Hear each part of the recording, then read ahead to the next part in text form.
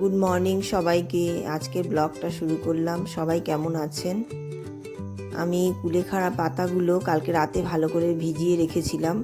আজকে এখন সিদ্ধ করব, করে সবাইকে জলটা খাওয়াবো। ওদের বাবাকেও খাওয়াবো, মেয়েদেরও খাওয়াবো। এরপর রান্নার কাজ শুরু।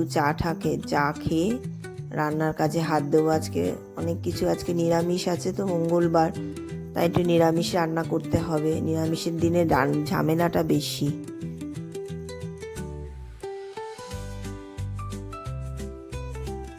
একটু নুন দিয়ে জল দিয়ে একটু সিটি মারবো। কোনো তো স্বাদ নেই, মেয়েরা খেতে চায় না, তাই একটু জল দিয়ে সিদ্ধ করে গ্লাসে ঢেলে খাইয়ে দেবো। কিছু তো সকালবেলা খাওয়াতে হবে। আমি এক দিন এক এক রকম খাওয়াই। যেমন একদিন কাঁচা হলুদ খাওয়াই, একদিন হয়তো কালমেঘ পাতা রস খাওয়াই। সব রস করে খাওয়াতে হয়, চিবিয়ে কেউ খাবে না। সকালবেলা এইসব ঝামেলা করতে হয় আমায়। আবার এক দিন কিছু নাই খাওয়াই, মানে কিছুই খাওয়াই না। এখন একটু সকালে তরকারি বসাবো। কুমড়ো আর আলুর তরকারি করবো, পাঁচফোড়ন দিয়ে আলু কুমড়োর ছক্কা মতো করবো, আর রুটি করব।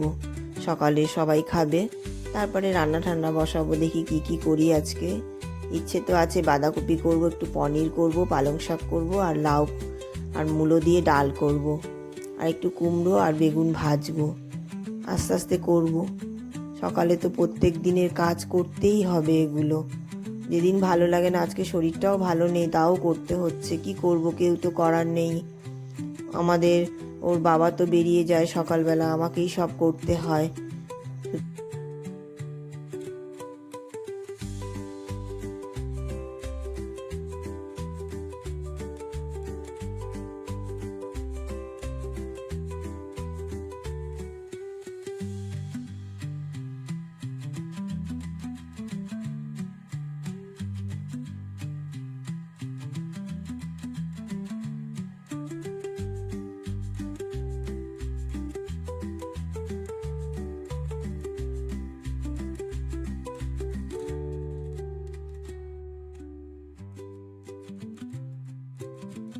আলু দিয়ে কুমড়ো দিয়ে তরকারিটা হয়ে গেছে। নামানোর একটু ধনেপাতা একটু মিষ্টি দিয়ে দিয়েছি। এদিকে কুমড়ো আর বেগুন ভাজছি, এদিকে পালং শাক বসানো।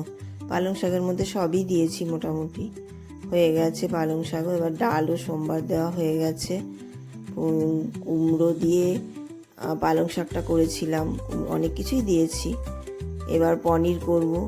পনিরটা ভেজে তারপরে পনির দিয়ে আলু দিয়ে একটা মাখা মাখা তরকারি করব। এদিকে বাঁধাকপিও হয়ে গেছে। মোটামুটি রান্না আমার কমপ্লিট।